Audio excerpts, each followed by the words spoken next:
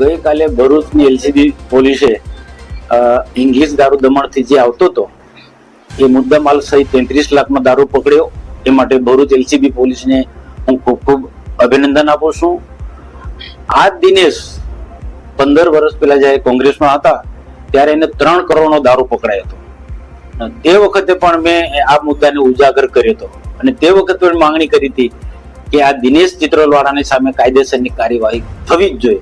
અને આજે 1 મહિના 1.5-2 મહિનાના પહેલા પણ મેં મીડિયા સમક્ષ માહિતી આપી હતી કે મધ્યપ્રદેશ અને રાજસ્થાન અને મહારાષ્ટ્રમાંથી ખૂબ મોટા પ્રમાણમાં ઇંગ્લિશ દારૂ ડુપ્લિકેટ ને જે લોકોને ખૂબ સારી રીતના નુકસાન કરે છે એવો દારૂ મોટા પ્રમાણમાં આવે છે. નર્મદા જિલ્લામાં, રાજપીપળામાં, આંબલેતા પોલીસ સ્ટેશન, ઉમરલા, રાજપાડી, ભરૂચ જિલ્લામાં ઘણા બધા વિસ્તારોમાં જાય. કરજણ સિનોરમાં પણ આ દારૂ જાય છે. આવા મોટા બુટલેગરોના મેં નામ પણ આપ્યા હતા. પણ જે નર્મદાની પોલીસ હશે કે પછી ભરૂચની પોલીસ હશે પકડે ખરા, પણ કોને પકડે? નાના બુટલેગરોને.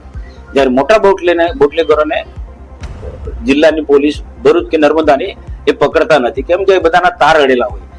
આજે કુંવરપરાની આસપાસના આટલો મોટો પાયે રેકેટ ચાલે છે. દારૂ ઉપરાંત ઘણી ગેરકાનૂની પ્રવૃત્તિ ચાલે છે વૃંદાવન હોટલની આસપાસ. એ ડીએસપી નર્મદાને પણ રૂબરૂ માહિતી આપી છે, પણ નીચે એ કોને આદેશ આપે છે એટલે એમના આજે નીચેના લોકો એના પર પડદો પાડી દે છે. આ પ્રકારનો આખો જે દારૂનો કે બીજી ઘણી ગેરકાનૂની પ્રવૃત્તિ જે ચાલે છે એને રોકવી જોઈએ. આજે દારૂ પકડાયો છે તો એમાં પોલીસને તો અભિનંદન આપું જ છું, પણ ભૂતકાળની જેમ આવા જે બધા દારૂ કે બીજા ઘણા બધા ગુના પકડાય છે, મોટા મોટા રેકેટો પકડાય છે, એના પર પડદો પડી જાય છે. તો પડદો ના પડવો જોઈએ.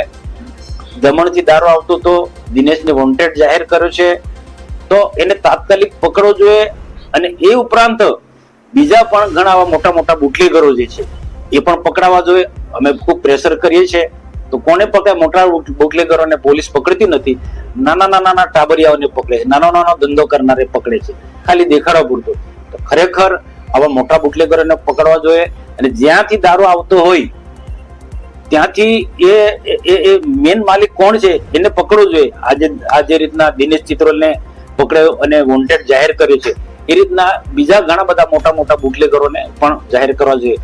તો આજે મારે ભરૂચની પોલીસને મારે આગ્રહ છે કે એને કોઈ પણ પ્રકરણ ઉપર પડદો ના પાડવો જોઈએ. અને બીજા ભરૂચ જિલ્લાની અંદર ઉમરલા છે, રાજપાડી છે કે ઝઘડિયા વિસ્તારની અંદર ઘણી બધી જગ્યાએ ભરૂચ શહેરમાં પણ આવા મોટા બુટલેગરો જે છે એ કરજણ સિનોરમાં પણ જે મોટા બુટલેગરો છે એ બધાનો દારૂ પકડાવવો જોઈએ અને એકની સામે કાર્યવાહી થવી જોઈએ એવું હું સ્પષ્ટ માનું છું. મારો તો રેકોર્ડ છે. આ દિનેશનો સમય પર મેં વિરોધ કર્યો છે.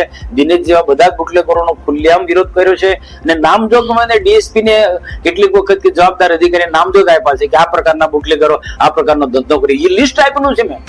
મેં લિસ્ટ આપ્યું છે આ બધા બુટલેગરોના કે આ મોટા બુટલેગરો છે. નર્મદાના એસપી ને લિસ્ટ આપ્યું છે. તો ભલે ભાજપમાં હોય પણ ભાજપની અંદર આવા ઘણા બધા લોકો છે કે કોંગ્રેસમાં હતા તે લોકો આજે આવા ધંધા કે રેત માફિયા પણ ઘણા એવા જે છે કે રેતી સાથે જોડાયેલા મોટા કૌભાંડો ને દબાવવા માટે ભાજપમાં આવી ગયા છે. દારૂના અડ્ડા ચલાવનારા આજે ભાજપમાં આવી ગયા છે.